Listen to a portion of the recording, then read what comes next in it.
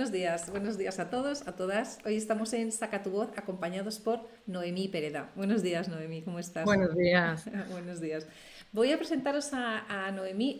Me voy a entretener un rato, aunque Noemí no quiere que le dé bombo, pero de verdad es realmente interesante daros a conocer todo lo que está haciendo Noemí, porque ella realmente es una de las expertas más reconocidas en su trabajo en el ámbito del maltrato y del abuso sexual a menores, y bueno, pues quiero destacar varias cosas, ¿no?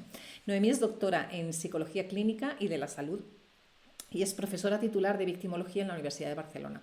Ella dirige el grupo de investigación en victimización infantil y adolescente Grevia desde su creación en 2009 y compagina la investigación con la docencia en el grado de criminología y en posgrados y másteres en varias universidades, ¿no?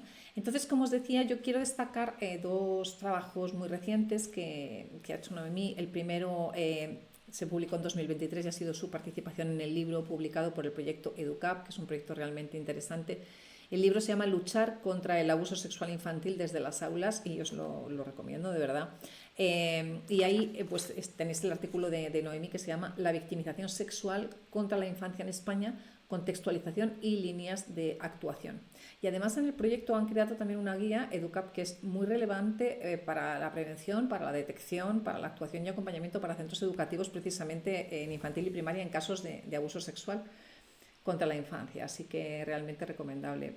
Y el segundo trabajo de Noemí, recién publicado ahora en 2024, es su dirección y participación en el estudio La victimización sexual en la adolescencia, un estudio nacional desde la perspectiva de la juventud española, de la Universidad de Barcelona.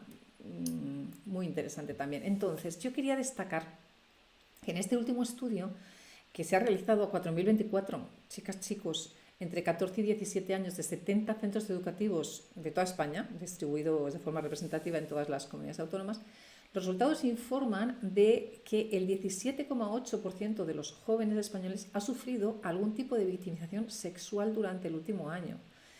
Y las vías han sido electrónica, la más frecuente, 12,1%, después entre pares, entre iguales, un 8,8%, después la victimización por parte de adultos del 3,1%, siendo los padres las figuras que más cometieron esta victimización, este abuso, y por último la explotación sexual, que ha afectado un 2,6%, que se refiere al intercambio de sexo por recompensas como obsequios y dinero. Entonces, ante estos datos que son realmente graves, yo quería, Noemí, que nos hablaras, ¿no? de cómo ha sido para vosotros llevar a cabo este estudio, de recoger estos datos y de las consecuencias que vosotros creéis que tiene, ¿no? Realmente la victimización sexual realmente con esta prevalencia que me parece realmente alarmante, ¿no? Para la sociedad. Bueno, en primer lugar, gracias por la invitación. Para mí es un placer estar aquí porque muchas veces la universidad queda muy alejada de lo que es la sociedad, ¿no? Y Sí. al final nosotros investigamos para la sociedad, con lo cual que nos deis voz y podamos de alguna manera explicar los datos, pues realmente hay que agradecerlo. Así que muchísimas gracias. La investigación que hemos hecho es la primera que se ha llevado a cabo en nuestro país con estas características. Para nosotros era muy importante que fuera una muestra de jóvenes de toda España, porque realmente muchas veces tenemos estudios de regiones y no siempre tienen que representar lo que es la generalidad del país, ¿no? Entonces, primero queríamos esto y luego centrarnos en adolescentes. ¿Por qué? Porque los estudios que se hacen suelen preguntar a adultos por sus experiencias en la infancia, pero entonces nunca tenemos la realidad actual de la violencia sexual. Para nosotros ha sido una sorpresa. Ha sido una sorpresa porque, claro, formas de victimización sexual como la explotación, como lo online, ¿no? O la violencia en la pareja no era lo que estábamos acostumbrados. Cuando tú haces un retrospectivo, los adultos suelen hablarte pues, de experiencias que han acontecido hace 20, 30, 40 años. Sí, Entonces, generalmente suelen ser los abusos por parte de personas del entorno familiar. sí, Al preguntar en el último año y adolescentes de esta generación, nos encontramos con formas nuevas sí. que no conocíamos, ¿no? Que realmente podíamos ver por otros estudios de otros países que sí, que eran frecuentes, pero en España no teníamos estos datos. Entonces, ha sido interesante ver cómo con la edad y con las nuevas generaciones también cambian las formas que tenemos de o que tienen los abusadores de acercarse a los chicos, Sí. de abusar sexualmente de ellos, etcétera, ¿no? Las consecuencias pues son durísimas. Las consecuencias del abuso sexual, sea en la infancia o en la adolescencia, pueden acompañar a lo largo de toda la vida de las víctimas. Entonces, no estamos hablando de una experiencia que, bueno, pues podemos olvidar y queda ahí, no tiene ningún efecto. El abuso sexual no se olvida, esto es lo primero. En todo caso, se integra después de mucho trabajo personal de la víctima, incluso terapéutico cuando es necesario. Y las consecuencias tienen realmente un impacto en lo que es todas las áreas del desarrollo, no solo la sexual, porque esto también es una falsa creencia. Estamos hablando de la parte emocional, estamos hablando de la confianza en el otro, estamos hablando de la confianza en uno mismo, de la autoestima, estamos hablando de problemas físicos, ¿no? Cómo daña también la salud física, problemas cognitivos, de rendimiento.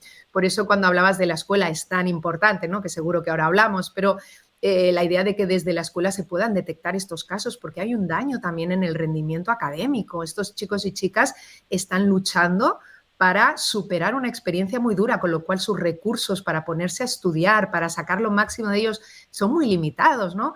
Entonces, realmente es una experiencia muy grave que puede tener repercusiones también muy graves en la vida de las víctimas.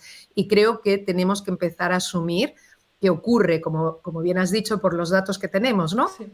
Un porcentaje muy importante de la población española y que requieren de voz, de ayuda y de poder, ¿no? Pues apoyarles para que estas consecuencias no sean lo que pueden llegar a ser, que pueden llegar a dañar la vida entera de una víctima, ¿no? Totalmente. Y a mí me llama mucho la atención, como tú dices, que hasta ahora todo el rato no se escuchaba, hasta que yo leí los datos de vuestro estudio, ¿no? Todo el rato.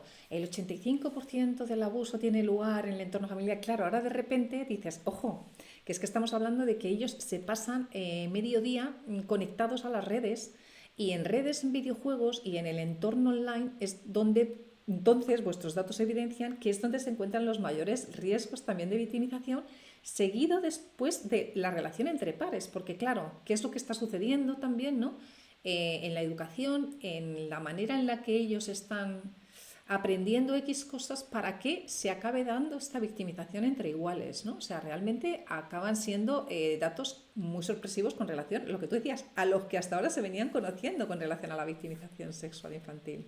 Así es. Yo creo que cuando hablas de niños más pequeños, ¿no? Cuando preguntas experiencias de victimización en la infancia, es cierto que el principal agresor es un adulto del entorno del niño o niña, Sí. porque básicamente los niños no tienen una vida social como tiene un adolescente, ni tienen conexión a Internet, ¿no?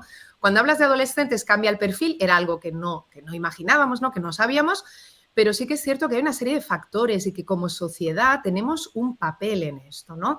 Uno de los principales factores es que hemos dejado a los chicos y chicas en Internet sin ningún tipo de formación sobre sus riesgos. Entonces, los chicos y chicas saben usar Internet, son usuarios mucho mejores que nosotros, pero todos los peligros, ¿no? El engaño, la manipulación que se puede producir en Internet, no les hemos preparado para ello. Y esto es uno de los principales factores con los que nos hemos encontrado, ¿no? Los chicos y chicas creen realmente que están hablando con un compañero, creen realmente que hablan con alguien de su edad. Cuando se dan cuenta de que es un adulto, ya es muy tarde, ya ha habido un vínculo, ya hay una manipulación. Entonces, todo esto no los hemos preparado.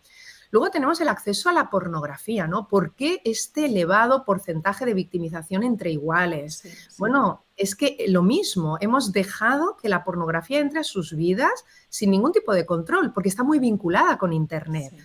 Claro, en nuestra época hay gente que lo niega, ¿no? Que dice, no, pero no puede ser tan grave. Es grave porque en nuestra época no había esta facilidad de acceso. Total. Es cierto que ha habido pornografía siempre, pero el acceso para los niños estaba mucho más vetado, estaba realmente controlado. Tú no podías ir a pedir una película a un videoclub siendo un menor de edad de pornográfica porque no te la dejaban. Tú no tenías acceso con un botón a las formas más graves de violencia sexual que nos podamos imaginar.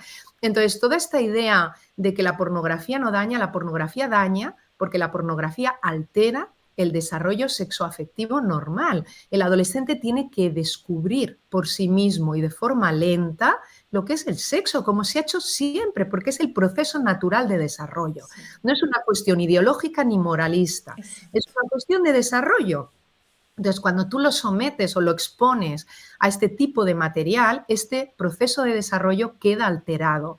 Y aquí es donde nos encontramos con que muchos chicos y chicas pues tienen que repetir o que simular lo que han visto para poder llegar a alcanzar algún tipo de placer. Y es algo terrible, porque estamos condenando a estos chicos y chicas a una vida con una vida sexual muy problemática, porque realmente no van a poder descubrirlo, ¿no? Entonces, esto por otro lado, y luego la sexualización y el blanqueamiento que se ha hecho de la prostitución. Claro, cuando hablamos de sugar daddy y de Sí, sugar baby, en sí, vez de sí, sí, prostitución, le totalmente. estamos dando una connotación muy atractiva para los adolescentes que lo vinculan con viajes, lo Exacto. vinculan con lujo. Entonces, claro, el tema de la explotación sexual a mí me parece es uno de los temas en los que más estamos trabajando, porque es que hemos sido como sociedad ciegos ante algo que otras personas han aprovechado, que es Totalmente. decirles a estos chicos a cambio de, mira, muchas víctimas nos decían, no, pero yo víctima de qué? Es un Sí, sí. intercambio. Sí, sí, sí, sí, sí, sí. No hay ningún intercambio. El objetivo eres tú. Lo que Exacto. pasa es que tú crees que estás dando algo a cambio de algo, pero está siendo manipulado, ¿no? Pero claro, lo hemos blanqueado. Sí. Entonces yo creo que ha habido una negligencia social durante décadas hacia los adolescentes. Sí. En nuestro trabajo con adolescentes, cuando hacemos entrevistas, te das cuenta de que la sexualidad ha habido una involución en la educación sexual. No hay educación sexual y ellos entienden la sexualidad de forma como si estuviéramos hace 40 o 50 años, solo vinculada a penetración, Ujú, solo vinculada al placer del hombre. ujú. Pero bueno, ¿cómo es posible? Bueno, es posible porque no hemos intervenido, hemos dejado que sea la pornografía y que sea Internet quienes formen a los adolescentes en sexualidad. Entonces ha sido un error enorme y va a costar años de revertir y tenemos que empezar. Y una de las fórmulas es esta, ¿no? Poder hablar de ello. Aquí no hay ideología, aquí hay ciencia, yo siempre lo repito. Sí. Estas son evidencias que nos dan los adolescentes de nuestro propio país. Por eso para nosotras era tan importante que la muestra fuera representativa, que no haya críticas en la metodología. Esto es lo que nos dicen. Ahora como sociedad tenemos que asumir si tenemos que implementar cambios o dejar que siga ocurriendo. Entonces yo creo que como sociedad, repito, ha habido una negligencia importantísima. Jo, madre mía, cuántas cosas has dicho, Noemí, que volvería a repetir 100 veces porque es que, que de verdad, que necesario, que interesante, de verdad, el poner, el resaltar todo lo que has ido diciendo. Mira, yo este año estuve haciendo el curso de experto en los efectos de la pornografía, en la salud afectivo-sexual de la Juan Carlos, y de verdad que no dejaba de asombrarme lo que veía, porque yo jamás pude ser consciente hasta que hice este curso de lo que se está moviendo en el tema de la pornografía y de lo que es más visto por los chicos, que de verdad yo no podía ver todo, o sea, tenía que descansar a ratos, o sea, no podía asimilarlo como adulta, de verdad, o sea, me parece realmente gravísimo lo que ellos están utilizando, digamos, como escuela y como diversión y como entretenimiento y como tema social de qué hablamos entre nosotros. Y escuchaba al mismo tiempo lo que lleva comentando tiempo Alejandro Villena de las generaciones perdidas, ¿verdad? Que es algo gravísimo de chicos que están pervirtiendo de tal manera su sexualidad que realmente va a ser tremendamente difícil que haya una vuelta atrás para ellos, a poder de verdad acabar teniendo una sexualidad saludable, ¿no? Esto unido a que el otro día leía también un trabajo interesantísimo de María José Díaz Aguado de acoso escolar y ciberbullying, donde dicen, igual que resaltas tú, ¿no? Evidencia de datos captados de todas las comunidades de España, de más de 20.000 chicos, chicas, donde más del 50%, Noemí, con 13 años, dicen que los padres no supervisan desde los 13 años lo que ellos ven. Con 13 años.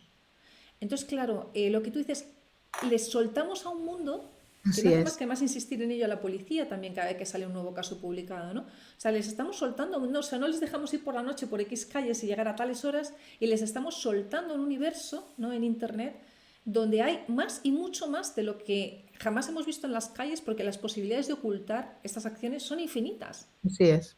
y el Así es. anonimato. Entonces, yo no sé qué necesitamos, ¿no? Como tú dices, como sociedad, para dejar de ser negligentes y asumir la responsabilidad que nos toca a todos, ¿no? O sea, profesionales, docentes, padres, salud, fuerzas de seguridad del Estado, o sea, todos uno por uno, porque ellos, los jóvenes, tienen su parte, evidentemente, ¿no? de responsabilidad y de tener que asumir cambios, pero los adultos somos los primeros, ¿no? Que tenemos que guiarlos en esto, ¿no?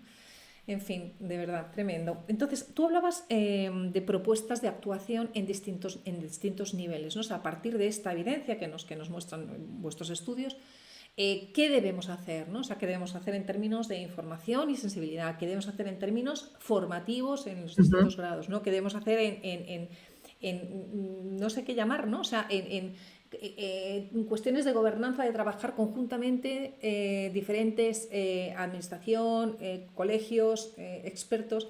Dinos, Noemí, porque de verdad necesitamos escucharlo alto y claro, ¿no? Claro, el problema es que es multicausal, ¿no? Como Sí, todos los problemas sociales, es muy sencillo simplificarlo, pero realmente para dar una solución necesitamos de múltiples actores y sí. estar implicados todos, como bien acabas de decir, ¿no? Para empezar, yo creo que una de las primeras y que nos mostraría más resultados rápidos sería que realmente hubiera una educación afectivo-sexual desde años tempranos, adaptada a la edad de los niños, naturalmente basada en evidencias y Exacto, no en ideologías, sea la que sea. exacto. Estamos hablando de que hay evidencia suficiente sobre el desarrollo afectivo como para poder hacer, como muchas veces Lluís Ballester, el profesor Ballester de la Universidad de las Islas Baleares, habla, ¿no? ¿Cómo podemos luchar contra este miedo que tienen algunos padres a que se aproveche este tipo de asignatura para, de alguna manera, ¿no? Pues manipular o Exacto, politizar, ¿no? Bueno, exacto. pues él habla mucho y a mí me gusta de una solución muy sencilla, que es que haya un manual, igual Eso que lo hay de matemáticas, igual que es. lo hay. Vamos a hacer un manual, vamos a hacer una directriz desde educación general para toda España, donde estés vas a estar formado en contenidos similares, igual que hacemos con otras asignaturas, y va a ser una asignatura. Sí. Va a ser una asignatura donde los padres van a poder ver en este manual que se va a trabajar con los niños también, y el contenido va a estar basado en evidencias, ¿no? Yo creo que con esto realmente podríamos calmar mucho esta ansiedad que generan algunos padres cuando se propone este tipo de Sí. asignatura, ¿no? Naturalmente adaptada a la edad de los chicos. No tienes que hablar con niños de preescolar de determinadas formas de sexualidad, es que no es el momento, pero sí de consentimiento, sí Ujú, de las partes del cuerpo. ujú. Hay una serie está más que estudiado, es decir, no estamos inventando nada nuevo, Sí, simplemente es ponerlo en marcha. sí. Entonces yo creo que esto nos ayudaría muchísimo a poder erotizar el consentimiento, ¿no? Que es algo que se dice siempre. ¿Cómo luchamos contra la pornografía? ¿No? Pues tenemos que erotizar el consentimiento. El consentimiento es positivo, el consentimiento es erótico, el consentimiento es atractivo, ¿no? No la violencia no lo es. Tenemos también que facilitar a los jóvenes modelos similares a los que obtienen de Internet. Y esto es algo que también es interesante, porque muchas veces queremos ir al instituto, nosotras adultas, ¿no? O adultos, me da igual, y no conectamos. Cierto. Pero si tenemos una pareja socialmente atractiva para ellos, que pueda hablar de lo bonito que es, ¿no? El descubrimiento de la sexualidad gradual Sí, con tu pareja, sea de hetero, sea, esto nos da igual. La cuestión es hay unos mínimos que tendríamos que tener claros como jóvenes, ¿no? Y poder educarlos en todo esto. Esto es, por un lado, fundamental, porque también los protegería de las influencias externas, ¿no? Respecto a la violencia sexual. Entonces, para mí, la educación afectivo-sexual, siempre que sea seria, rigurosa, basada en la evidencia, sí, manualizada, es sí. fundamental. Luego tenemos a los propios profesionales. ¿Por qué se crea EduCap? EduCap, el proyecto EduCap se crea para ayudar a los profesionales del ámbito educativo, porque se sienten muy solos cuando se encuentran casos de este tipo, no saben qué hacer. Sí. O sea, el tema de la violencia, en este caso sexual, que quizás es la que tiene más tabú, ¿no? La que lleva más secretismo, la que nos cuesta más de identificar, cuando un profesor encuentra esto, cuando una maestra, cuando un director de escuela no saben qué hacer, es difícil. Y sí que hay protocolos, pero yo siempre digo lo mismo, los protocolos son un marco de actuación Sí, muy teórico. sí. Luego, ¿qué hace la persona? No conoce los entresijos del protocolo, las actividades exactas. Entonces, EduCap ha sido un poco formar a maestros para que ellos formen a sus Sí. colegas y para poder crear una red, ¿no? De soporte también, de saber a quién dirigirte, oye, que tengo un caso, tengo dudas. Entonces, formar a los profesionales que van a trabajar con niños y niñas es fundamental. Y aquí sí, como profesora universitaria, tengo que criticar a la Universidad Española. La Universidad Española ha ignorado totalmente la formación de sus profesionales en este ámbito. Sí. Yo estoy en la Universidad de Barcelona, que es una universidad pues muy reconocida tanto nacional como internacionalmente y no tenemos formación en psicología para poder trabajar, identificar a los niños y niñas víctimas. Esto no es aceptable.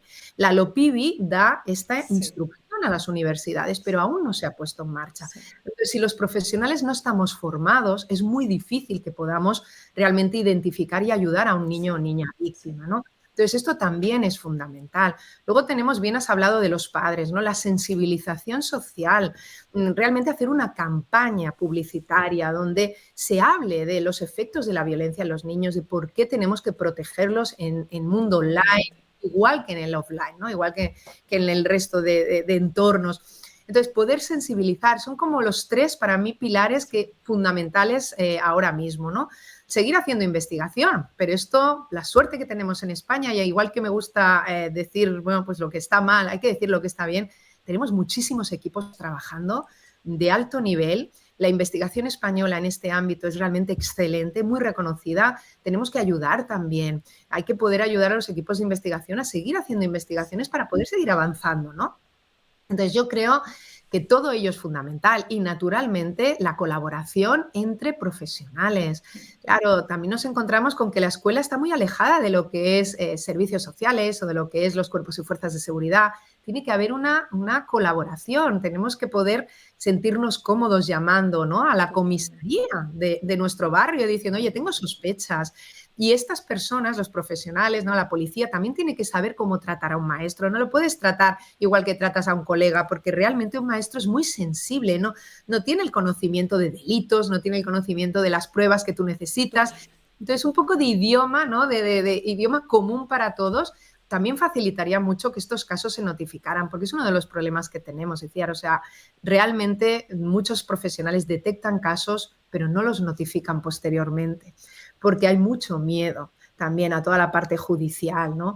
Entonces, claro, si detectas y no notificas, no estás ayudando al niño. O sea, simplemente, bueno, sí, has conocido casos, pero no has intervenido. Hay que notificar y es algo que nos cuesta. Nos cuesta también por esta idea de que los niños son, pues, de la familia es un núcleo cerrado, los trapos sucios se lavan en casa, ¿no? Totalmente. Esta tradición cultural, en nuestro país, que lleva a que muchas veces creamos que no nos tenemos que entrometer. Y la infancia, yo siempre repito, ¿no?, todos somos garantes de su protección. Exacto. No son propiedad de los padres. En todo caso, como sociedad, nosotros somos responsables de todos los niños, sean de nuestra familia o no. Con lo cual hay que asumir también esta responsabilidad, ¿no? Qué bien. Qué bien lo que es, de verdad, Noemí, qué bien escucharte. Yo creo que es tan difícil esperar que a nivel institucional se hagan cosas cuando a nivel individual no somos proactivos, ¿no? Que es seguir esperando a que sucedan por obra de magia si realmente no nos comprometemos, ¿no? Entonces, yo creo que desde eso, ¿no? Desde la parte individual de cada uno, ¿no? Tú como docente, ¿no? Cuando estás en el aula, dicen, muchas veces hablamos de infantil, de primaria, de secundaria, pero es que yo he estado 30 años en la universidad viendo año tras año conductas de bullying, probablemente no graves, probablemente no tan graves como a lo mejor se pueden dar en secundaria, pero ¿qué es bullying? Reírse cada vez que un alumno va a participar, hablar cuchicheando de él, mirarle cada vez que entra en el aula, según entra en el aula son las risas. Eso, o sea, constantemente este tipo de actuaciones hasta que en varias de ellas he tenido que parar y ponerme a hablar, ¿no? Y ponerme a hablar y decir, no sé, o sea, ¿por qué? Y claro, me doy cuenta muchísimo y me cojo a lo que tú decías antes del tema de los referentes, ¿no? O sea, me doy cuenta en grandísima medida de que repetimos patrones entre iguales que hemos mamado en nuestra propia casa. Porque cuando tú mamas en tu casa, que está bien reírte de un hermano tuyo cuando hace algo mal, que está bien que te traten por un mote o que te insulten o que se burlen de ti, que está bien que siendo hermanos unos se critiquen a otros por detrás, incluidos los padres. Tú replicas esas mismas actuaciones y las normalizas con tus iguales. Entonces, tenemos todos que repensarnos nuestras conductas, ¿no? O sea, no es solamente en clase decirle al chico, a la chica, oye, eso no. Es que yo cuando les he dicho eso no, yo he sido la primera que les he dicho, es que yo lo he hecho. Ujú, Es que yo he sido la primera que he hecho esto que estáis haciendo ujú. vosotros, porque para mí era normal. Hasta que llegada a una determinada edad me empecé a cuestionar por X y por Y si esto de verdad hacía bien a alguien, ¿no? Entonces, tenemos que darles unos referentes, desde padre, madre, al docente, al médico cuando va, al policía cuando tal, que realmente sean de verdad un modelo ético para ellos, ¿no? O sea, no podemos aleccionarles, ¿no? Con el dedo de así, no tal, cuando nosotros como adultos, los ejemplos que les estamos dando en nuestra propia casa y nuestras propias vivencias son los contrarios a los que luego les estamos predicando, ¿no? Así es, así es. Bueno, hay un vídeo, no sé si lo has visto, que se llama Children See, Children Do, ¿no? Los niños ven, los niños hacen. No lo he Es visto. un corto Ok. que pretende de algún modo sensibilizar respecto a esto, ¿no? No se trata ya de lo que tú digas, sino de lo que tú hagas. Claro. Y lo que tú hagas es lo que va a hacer el niño, ¿no? Estamos actualmente en un momento, yo creo, social, histórico en nuestro país de muchísima crispación. Hay muchísima tensión, hay incluso conductas violentas en referentes para nosotros como son los Sí, políticos, ¿no? Que no deberían haberse dado nunca, sí, porque lo que tú dices es absolutamente cierto. Lo que no podemos hacer es pedir a los adolescentes, a los niños y niñas, que se comporten de un modo opuesto a lo que están viendo. Entonces, exactamente. al final es mucho más efectivo lo que ellos ven que lo que tú les digas. Y es efectivamente así, hay que repensar, vivimos en una sociedad violenta actualmente, donde de algún modo hemos tolerado, nos hemos desensibilizado los medios de comunicación, las imágenes, ¿no? Te das cuenta que han ido siendo mucho más graves Sí, de respecto a lo que veíamos sí, antes, ¿no? Respecto sí, a las conductas que se permitían antes, ¿no? Sin ninguna alerta de cuidado, estas imágenes son sí, sensibles. sí, sí. Hay como una desensibilización ante la violencia que, claro, ellos repiten, ¿no? Y es lo mismo que ocurre con la violencia sexual que hablábamos antes entre pares. ¿Por qué este incremento? Que no solo se ve en investigación, se ve también en las denuncias del Sí, Ministerio del sí, Interior. sí, sí. Realmente no estamos hablando de que sea algo que solo hemos visto en investigación, sino que tenemos datos también del Ministerio del Interior que corroboran, ¿no? Que se ha producido este aumento de violencia sexual en los adolescentes. Bueno, pues es exactamente lo mismo. Estamos viendo violencia sexual porque estamos dando modelos de violencia, ¿no? Y al final la pornografía es uno de estos, ¿eh? Pero respecto al tema sexual, respecto al resto de violencia, somos nosotros mismos, ¿no? Cómo nos comportamos, cómo hablamos de nuestros compañeros de trabajo, Exacto, cómo hablamos de los maestros de nuestros hijos y hijas, ¿no? exacto. Claro, entonces, esta violencia, si quieres llamarlo más social, está muy extendida. Entonces, no podemos luchar con un argumento teórico lo que los chicos y chicas están viviendo, ¿no? En su experiencia diaria.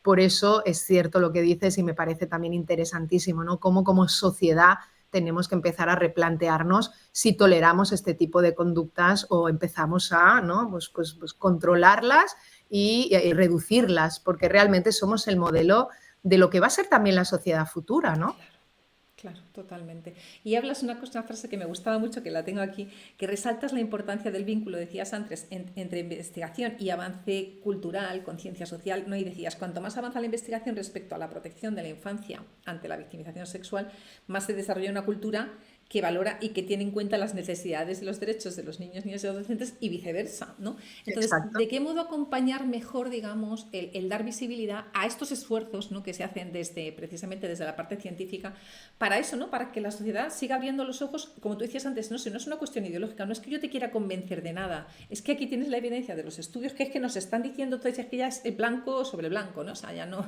no tenemos escapatoria a seguir negando, ¿no? La evidencia, ¿no? Claro, me gusta mucho que resaltes esta frase porque es verdad que pasa muy desapercibida y a mí me parece también que es muy importante. Mira, nosotros empezamos a investigar la explotación sexual a partir de los casos que aparecen en los medios de comunicación respecto a Mallorca, cuando aparecen 16 casos de Sí, explotación sexual vinculados a centros residenciales. Esto es la sociedad empujando, estos son los medios de comunicación. Aquí no había investigación sobre este tema, no sabíamos nada.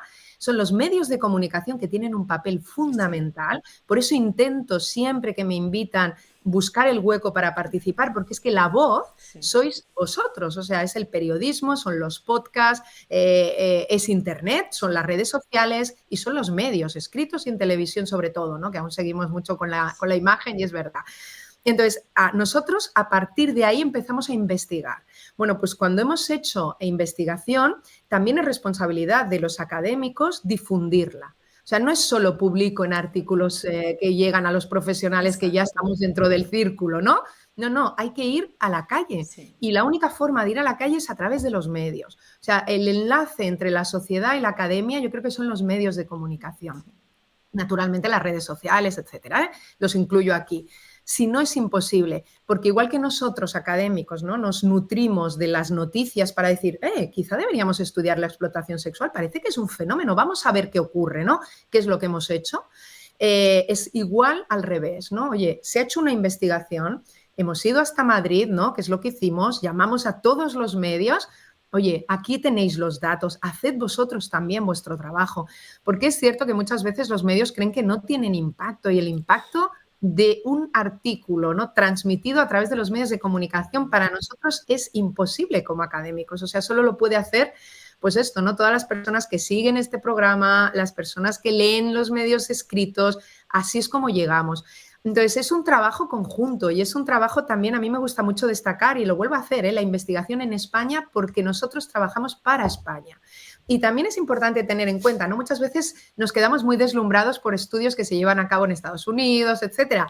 Está muy bien, nosotros también nos basamos en ello, pero al final tenemos que poner el foco en nuestro país, Sí. porque hay diferencias culturales, hay características que solo puede conocer otro equipo español, ¿no? Entonces, los estudios que vienen de España deberíamos darles desde los medios, ¿no?, mucho más impacto y mucha más voz, porque son los que al final representan a nuestra sociedad, ¿no? Totalmente, yo os doy de verdad la enhorabuena de corazón porque es que me parecen, y no hago más que decirlo en todas partes porque me parecen magníficos, o sea, realmente creo que estáis haciendo una labor que me parece absolutamente fundamental. Y claro, cuando hablas de medios, mira, a mí me recuerda lo que tú acabas de explicar a cuando uno lanza una película. O sea, no te vale como actor el haber hecho la película, es que ya desde hace años los actores se tienen que pasear por medio mundo e ir, como tú dices, a no sé cuántos medios de televisión a vender ellos la película, ¿no? Entonces, es verdad que es un papel que como académicos nunca habíamos tenido. Es decir, el académico estaba en su, digamos, guaridita, con su ordenador, con su tal, Yes.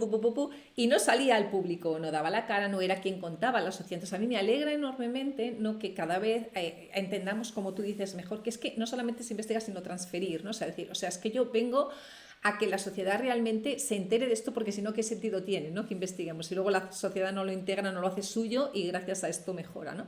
Entonces, mi Totalmente. agradecimiento total, de verdad, a esta visión tuya, porque No, me no, parece es muy... fundamental. Mira, hay un término que me gusta mucho, que no todo el mundo conoce, se llama ROI, no sé si has oído hablar, es el Sí, Return of claro, Investment, ¿no? sí, sí, Es lo sí. que retornas tú a la Claro, sociedad claro. de lo que la sociedad ha invertido en tu investigación, porque al Exacto. final nosotros trabajamos a partir de proyectos que son subvencionados, pues ya sea por el ministerio, por Sí. entidades privadas, pero hay una subvención, hay una financiación que la sociedad hace sobre nuestra investigación, con lo cual Totalmente. nosotros tenemos que devolver esta financiación, ¿no?, de algún modo. La única forma que tenemos de devolverles, como bien dices, intentando influir en políticas públicas, intentando influir en la sociedad y en cómo se trabaja en los profesionales. Es la forma que tenemos de transferir o de devolver esta financiación, esta subvención, esta inversión que se ha hecho en nuestro trabajo, ¿no? Totalmente, pues que sepa, yo soy financiera y es mi ratio preferido, el Return on Investment, con lo cual, y además hay uno que es social, es que hay un Return on Investment que se aplica en impacto social, que es precisamente eso, ¿no?, que impacto social genero a partir de la inversión que Claro, se ha realizado en mí, con lo cual no puede aplicar más esto que así es. tú, esto que tú me explicas.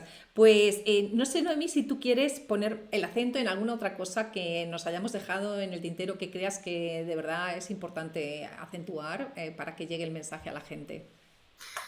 Sí, mira, simplemente lo quiero subrayar. La Sí, violencia, hay muchos niños y niñas en nuestro país que viven en entornos de violencia. La violencia jamás es educativa. Esto también quiero resaltarlo. Yo totalmente. muchas veces repito, ¿no? No eres quien eres gracias a la violencia, sino a pesar de Eso. la violencia que has vivido. O sea, esta idea de que la violencia, el trato duro te va a hacer mejor persona, esto es un error. Hay un estudio, ¿no?, de Kathy Spatz-Widom, una investigadora en Nueva York, que se titula La violencia engendra violencia. Bueno, esto es algo que en España lo tenemos en el refranero popular, ¿no? La violencia engendra violencia. Es así. O sea, lo que tú enseñas a un niño cuando usas la violencia contra él es simplemente a seguir siendo violento, ya sea con sus compañeros como en el futuro, cuando él tenga su familia, sus hijos, etcétera. Entonces, no es algo de hacer niños y niñas frágiles, la generación de cristal, esto no tiene nada Claro, que ver con claro. eso. Se acusa muchas veces, ¿no?, de que estamos siendo blandos. El buen trato jamás hace que un niño sea peor persona. El maltrato sí que no saca lo mejor de ese niño o niña. Entonces, entender que la violencia tiene unos efectos a lo largo del desarrollo en todas sus áreas y que son efectos negativos y que ese niño o niña, para intentar ser lo que hubiera sido en un contexto de buen trato, va a tener que invertir muchísimo en sí mismo, en trabajo personal, en trabajo terapéutico. O sea, realmente esto también es un coste social que tenemos que entender, ¿no? No es solo ya el daño que causamos, es que estamos perdiendo, ¿no?, activos sociales, que son estos niños y niñas que podrían quizá haber llegado a ser, no lo sabemos, ¿no?, líderes de nuestro país, y les estamos poniendo muy difícil, no digo que imposible, porque es cierto que también existe la resiliencia y muchas víctimas tiran adelante sin ningún tipo de ayuda, simplemente haciendo trabajo personal, pero no es justo que les pongamos tan difícil la vida a los niños y niñas de nuestra sociedad. Entonces, que por favor entendamos que la violencia no es el camino jamás para sacar lo mejor de un niño o niña y que tenemos que proteger esta etapa del desarrollo porque es una inversión de futuro que realmente, si fuéramos conscientes de lo que supone, todos cuidaríamos a los niños y niñas porque realmente son no solo el presente, sino es que el futuro de nuestra sociedad. Y los necesitamos sanos, los necesitamos al máximo de sus capacidades, protegidos, con lo cual tener esta visión de la infancia como algo a cuidar, como algo a proteger y que todos somos responsables, ¿no? Lo que decíamos al principio, como sociedad no podemos olvidarnos de nuestra responsabilidad ante la infancia y la adolescencia de nuestro país, con lo cual hay que asumir esta responsabilidad y, bueno, pedir cambios y iniciar nosotros estos cambios, ¿no?, que es lo que hacemos con este tipo de actividades, y por eso te agradezco tantísimo, porque es así como se llega a la sociedad y así como se inicia, ¿no?, este proceso de reflexión crítica y de cambio, ¿no? Sí.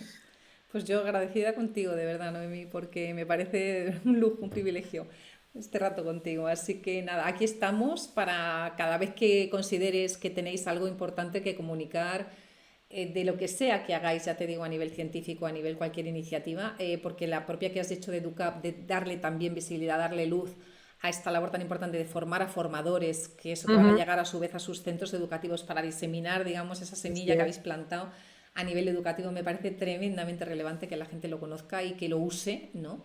Y que use vuestra guía educativa que habéis publicado y que lean vuestros estudios. Así que aquí estamos para serviros como institución para daros voz. Así que Muchísimas gracias, feliz. muchísimas gracias. Solo de la mano vamos a poder ir avanzando. Así Totalmente. que cojo tu palabra y la hago para Absolutamente. mí. Absolutamente. Muchísimas gracias, Noemi. Muchas Muchas gracias. gracias. Te mando un abrazo muy grande. Chao.